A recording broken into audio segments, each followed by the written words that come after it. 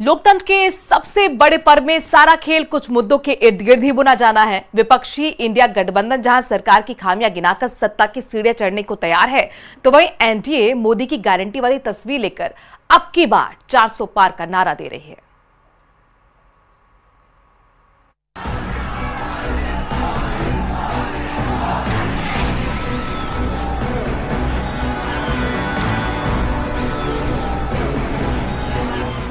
आजकल देश और दुनिया में मोदी की गारंटी की बहुत चर्चा है। मोदी जी ने जो छोटे उद्योग हैं, छोटे व्यापारी हैं, छोटे बिजनेसेस हैं, उन सब को खत्म कर दिया। कैसे? जीएसटी और नोटबंदी से।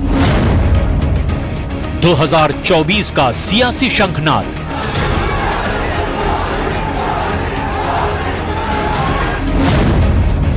किसे मिलेगी शिकस्त? कौन होगा आबाद?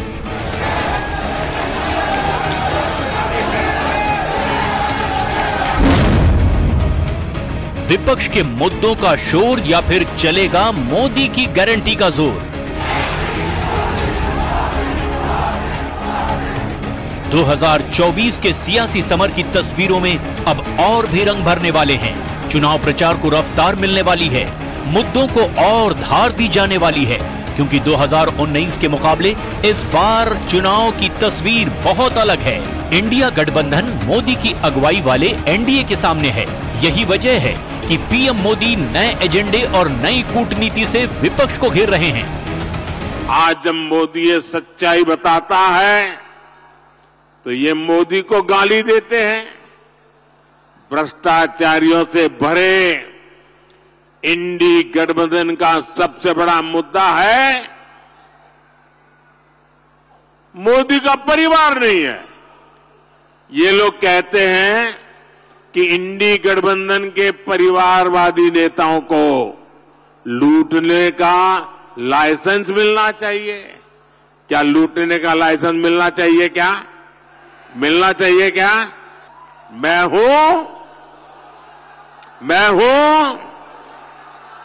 हम बानी मोदी के परिवार। पीएम मोदी के लिए हर चुनाव नया होता है, हर चुनाव सबक होता है। इसीलिए हर बार विपक्ष पर हमले के लिए वो कोई नया तीर निकाल लेते हैं जो विपक्ष के मुद्दों पर भारी पड़ते हैं। जिनके पास गारंटी देने के लिए कुछ नहीं था, तो मोदी ने कह दिया था बैंकों से भी और रेहड़ी पटरी वाले भाई बहन को भी, अगर आपके पास गारंटी देने के लिए कुछ नहीं है तो चिंता मत कर दीजिए, मोदी आपकी गारंटी लेता है। अब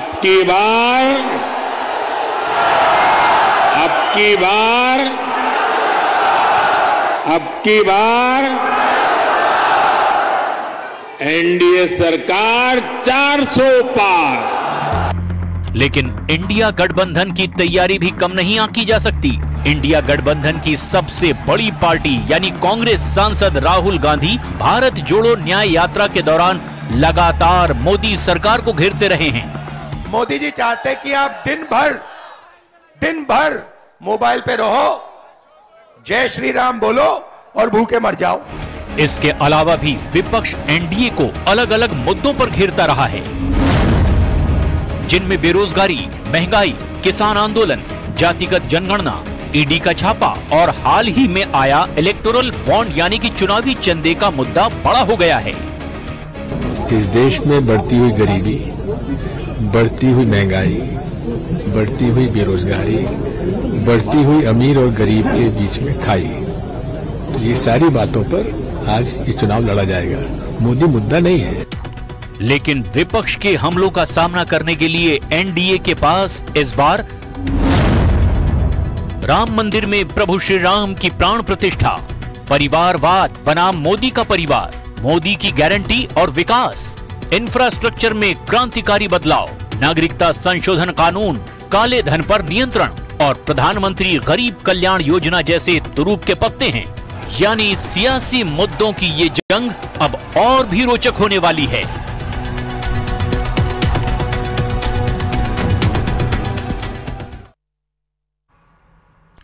लोकसभा चुनाव से ठीक पहले बीजेपी में चल रही एक बड़ी अदावत का अंत हो गया। बीजेपी के प्रदेश अध्यक्ष सीपी जोशी और चित्तौड़गढ़ विधायक चंद्रभान आंख एक साथ नजर आए हैं।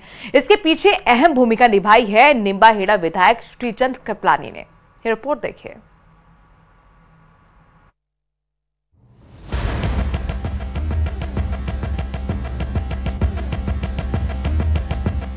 खत्म हुई बगावत, अदावत का अंत, दोनों के दिल मिले, खत्म हुआ द्वेष, चुनाव से पहले एकता का संदेश।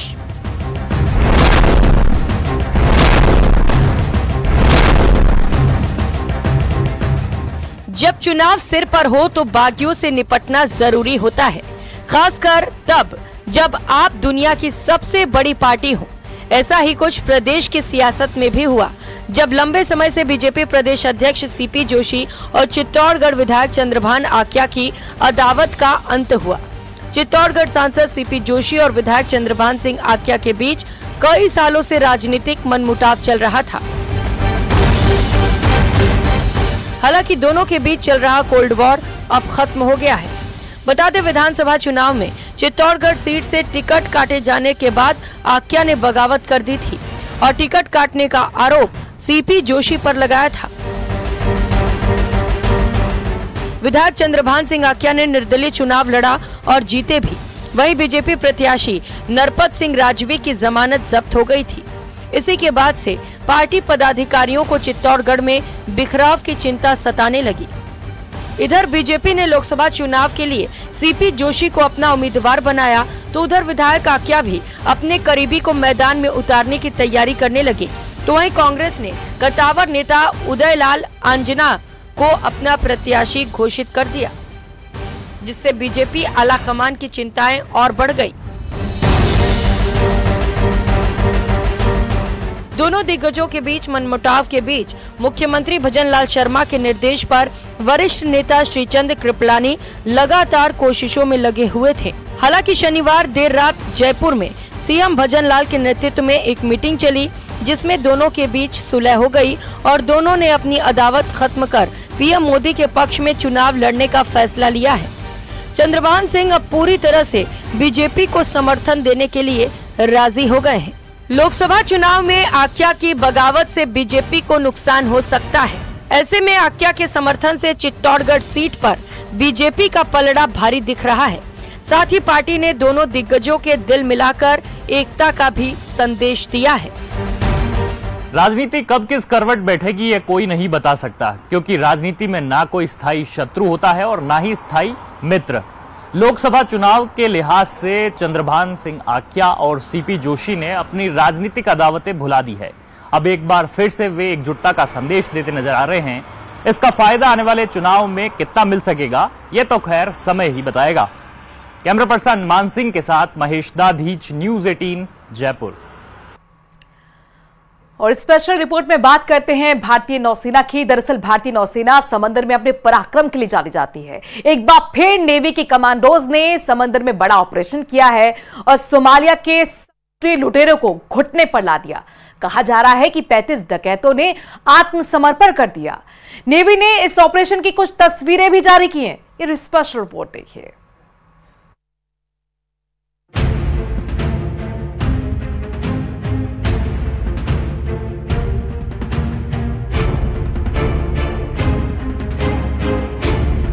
समंदर में हिंद के जाबाजों का पराक्रम।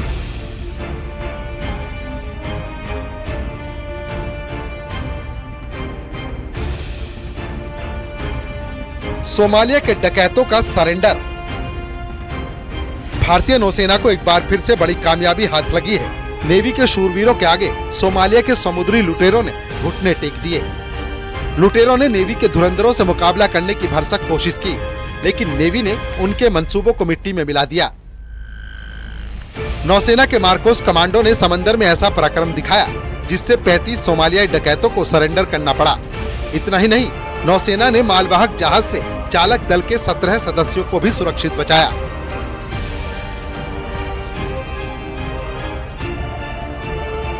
इस तरह नेवी ने 3 महीने पहले हाईजैक हुए जहाज को सोमालिया के खुखार लुटेरों से बचा लिया।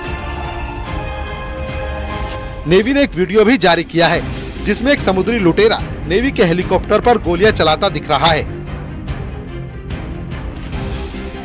नेवी के कमांडो ने डकैतों से सरेंडर करने को कहा, लेकिन उन्होंने फायरिंग कर दी, जिसके बाद नेवी ने समुद्री डकैतों के खिलाफ ऑपरेशन छेड़ दिया। भारतीय तट से तकरीबन 1400 समुद्री मील दूर इस ऑपरेशन को अंजाम दिया गया।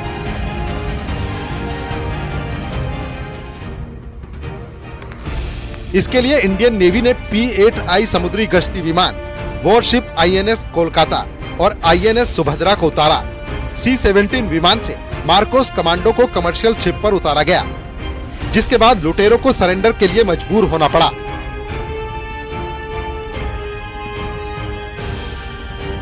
नेवी को सूचना मिली थी कि सोमालिया के समुद्री लुटेरे समंदर में लूट की बड़ी वारदात को अंजाम देने की फिराक में हैं और इसके लिए वो हाईजैक किए गए जहाज का इस्तेमाल कर रहे हैं।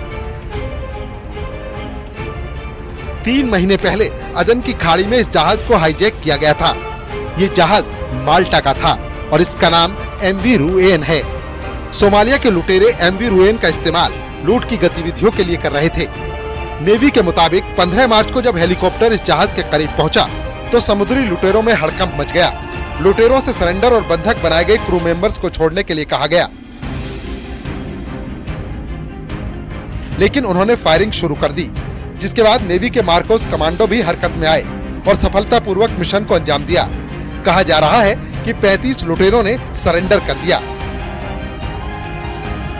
इससे पहले भारतीय नौसेना ने 14 मार्च को हिंद महासागर में बांग्लादेशी जहाज MV अब्दुल्ला को सोमालिया के समुद्री लुटेरों से बचाया था।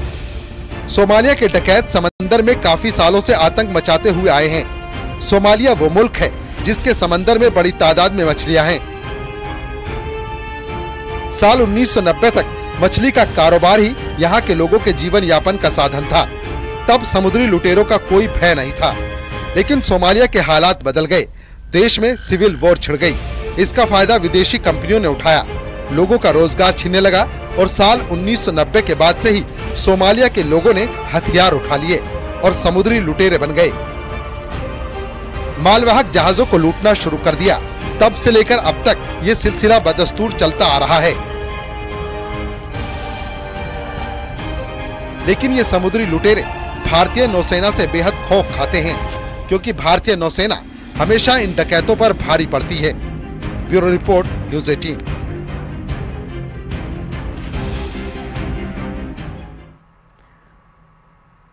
और स्पेशल रिपोर्ट में एल्विश यादव से जुड़ी हुई इस वक्त की बड़ी खबर नोएडा से आ रही है। दरअसल एल्विश यादव की कोर्ट में पेशी हुई है। एल्विश यादव को 14 दिन की न्यायिक रिमांड पर भेजा गया है। इस वक्त की बड़ी खबर नोएडा से है। एल्विश यादव की कोर्ट में पेशी हुई और कोर्ट ने एल्विश यादव को 14 दिन की न्यायिक रिमांड पर भेजा है। बिग बॉस OTT विनर और यूट्यूबर हैं एल्विश यादव, जिनका विवादों से पुराना नाता रहा है। रेप पार्टी में सांपों के जहर के सप्लाई के मामले में गिरफ्तारी हुई थी, कोर्ट में पेशी हुई। अब कोर्ट ने 14 दिन की न्यायिक रिमांड पर एल्विश यादव को भेजा है। इस वक्त की बड़ी खबर, एल्विश यादव को लेकर लगातार विवाद सामने आते रहे। उनके कई वीडियो हाल ही में सोशल मीडिया पर ट्रेंड भी हुए थे और आपको याद होगा कि इससे पहले भी पूछताछ हो चुकी है और अब इस पूछताछ के आधार पर ही चूंकि FSL रिपोर्ट में इस बात की पुष्टि हुई है, जो सैंपल लिया गया था उसमें सांपों का जहर मिला है और ये एक बड़ा आधार था उनकी गिरफ्तारी का। रिपोर्ट आपको दिखा रहे हैं और साथ ही ये तस्वीर भी आपको दिखा रहे हैं जब एल्विश यादव फेमस यूट्यूबर को कोर्ट में पेश किया गया। कोर्ट ने 14 दिन की रिमांड पर एल्विश यादव को भेजा है। सांप के जहर के मामले में एल्विश यादव को जेल भेजा गया है। तो अब सलाखों के पीछे गिरफ्त में है एल्विश यादव, फेमस यूट्यूबर। अपने दर्शकों को बता दें कि रेप पार्टी मामले में एल्विश यादव को गिरफ्तार किया गया है और अब 14 दिन की न्यायिक हिरासत में एल्विश यादव को भेजा गया है। पूरा मामला क्या है, ग्राफिक्स के जरिए जानिए। सांप के जहर की तस्करी के मामले में गिरफ्तारी हुई। 2023 में भी नोएडा पुलिस ने FIR दर्ज की थी और FSL रिपोर्ट में जब सैंपल में सांप का जहर की पुष्टि हुई, उसी आधार पर यह गिरफ्तारी हुई है और अब कोर्ट ने 14 दिन की न्यायिक हिरासत में जेल में भेज दिया है एल्विश यादव को।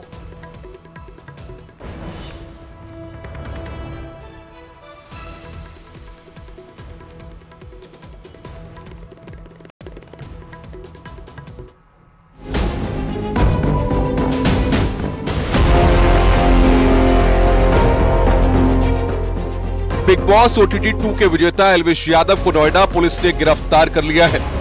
यूट्यूबर एल्विश यादव पर आरोप है कि इसने सांपों के जहर का इस्तेमाल रेव पार्टियों में सप्लाई के जरिए किया है।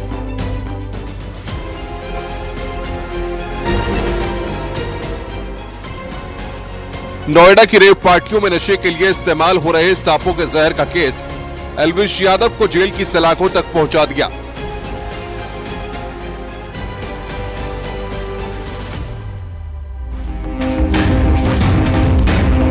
रेव पार्टियों में सांपों के जहर की सप्लाई के केस में नोएडा पुलिस ने एल्विश से पूछताछ के बाद गिरफ्तारी की है। रेव पार्टी में सांपों के जहर सप्लाई के मामले में एल्विश यादव की गिरफ्तारी हो गई। नोएडा पुलिस ने एल्विश यादव को गिरफ्तार कर लिया है। आपको बता दें, बीते वर्ष एक मुकदमा लिखा गया था जिसमें 5 सपेरे और साथ ही एल्विश यादव का नाम सामने आया था। पुलिस लगातार इसमें अपना काम कर रही थी, इन्वेस्टिगेशन कर रही थी, साक्ष्य संकलन जुटा रही थी और आज गिरफ्तार कर लिया गया है। गिरफ्तार करने के बाद एल्विश यादव को जेल का रास्ता दिखाया जा रहा है। आपको साथ में बता दें, इन्वेस्टिगेशन में नोएडा पुलिस ने धाराएं भी बढ़ाई हैं। धारा 284, 279, 120B वन संरक्षण अधिनियम के तहत मुकदमा दर्ज किया गया।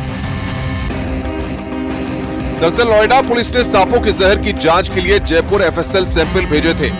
इस रिपोर्ट में बताया गया है कि ये कोबरा करेल प्रजाति के सांपों का जहर था। बताते चले कि इस मामले में एल्विश यादव समेत कुछ और लोगों के खिलाफ नोएडा सेक्टर 20 और 49 थाने में केस दर्ज हुआ था। नोएडा पुलिस ने FSL से जहर के कंपोजिशन की डिटेल मांगी थी। खबर है कि पूछताछ में संतोषजनक जवाब नहीं देने और FSL की रिपोर्ट के आधार पर एल्विश यादव को गिरफ्तार किया गया है। DCP हमारे साथ हैं यहाँ पर विद्या मिश्रा जी। सर, पूरा मामला क्या था, किस तरह से गिरफ्तारी हुई है, आज कब बुलाया था पूछताछ के लिए एल्विश को? ये देखिए, पहले से अभियोग पंजीकृत था, इसमें साक्ष्य संकलन की कार्रवाई हो रही थी और FSL की रिपोर्ट के बाद से बुलाया गया था पूछताछ के लिए। पूछताछ में इनके विरुद्ध पर्याप्त साक्ष्य पाए गए। इस साक्ष्य के आधार पर इनको माननीय न्यायालय के समक्ष प्रस्तुत किया जा रहा है। सर, कौन आरोपी जिनको गिरफ्तार किया गया और क्या आरोप है इनके ऊपर? एल्विश यादव है। इनके द्वारा रेव पार्टीज में जो स्नेक वेनम्स का प्रयोग किए जाने का मामला प्रकाश में आया था और हमारे रिपोर्ट से भी प्रमाणित हुआ है। उनको माननीय न्यायालय के समक्ष प्रस्तुत किया जा रहा है। सर, कितने दिन की रिमांड मिली है आज कोर्ट से? अभी माननीय न्यायालय के समक्ष प्रस्तुत किया जा रहा है। सर, एल्विश यादव के पास जो आप लोगों ने जो आपने मटेरियल बरामद किया था सर, और जो जहर बरामद किया था उसकी फोरेंसिक जांच भी आपने कराई थी, उसमें भी जो चीजें आई थी वो जो इनके खिलाफ जाती थी सर? जी, फोरेंसिक जांच में सारी चीजें प्रमाणित थी। सांपों की तस्करी और रेव पार्टी को लेकर चल रही जांच में पिछले साल नवंबर में आरोपियों को रिमांड पर भी लिया गया था। इसके बाद नोएडा पुलिस ने उनसे कई घंटे तक पूछताछ की थी। इसमें आरोपियों की तरफ से कई खुलासे भी किए गए थे। आरोपियों ने पूछताछ में पुलिस के सामने कबूल किया था कि इन रेव पार्टियों में बीन प्रोग्राम और सांपों का खेल भी करवाया जाता है और इनका कनेक्शन एल्विश और फाजिलपुरिया से भी बताया गया। इसके बाद पुलिस पता लगाने में जुट गई थी।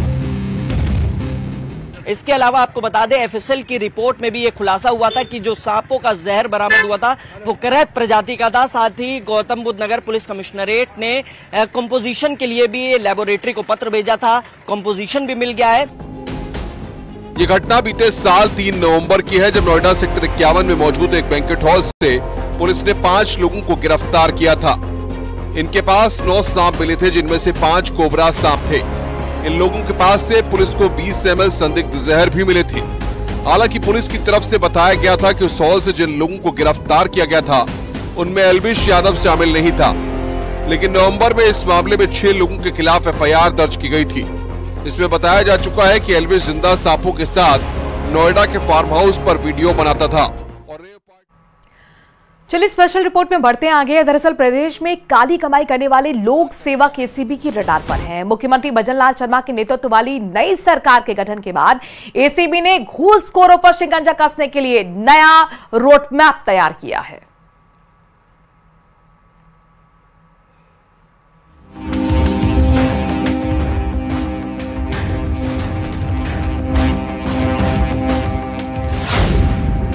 काली कमाई पर कसेगा शिकंजा,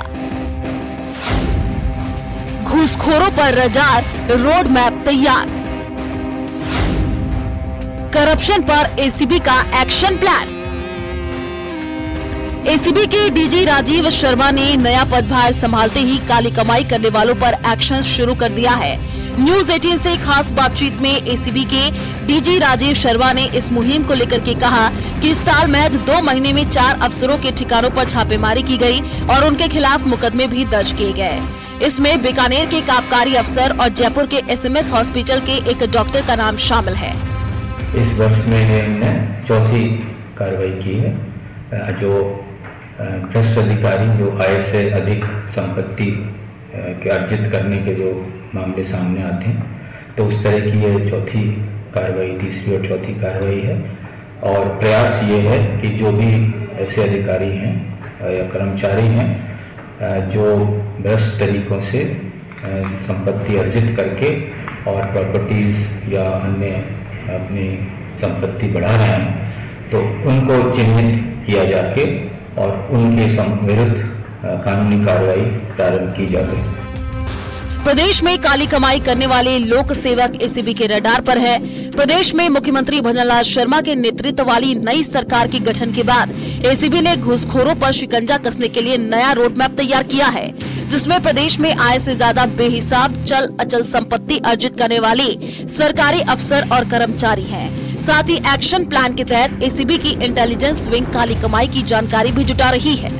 मैं चाहूँगा कि जागरूक नागरिक भी इस संबंध में हमारे जो हेल्पलाइन नंबर है 1064 और व्हाट्सएप नंबर है 94 135 028 34, तो वो भ्रष्टाचार संबंधी जो भी उनके पास सूचना हो, चाहे वो उनके साथ उनसे सीधी तरह से संबंधित हो या ऐसी कोई सूचना जो उनके पास हो जो भ्रष्ट अधिकारियों के बारे में हो, तो वो अगर मैं साझा करेंगे तो हम हमारी कार्रवाई और प्रभावी तरीके से कर पाएंगे। आने वाले दिनों में आय से ज्यादा संपत्ति अर्जित करने वाले लोक सेवकों पर एसीबी का शिकंजा और बढ़ेगा, जिसके लिए एसीबी ने रोड मैप तैयार कर लिया है।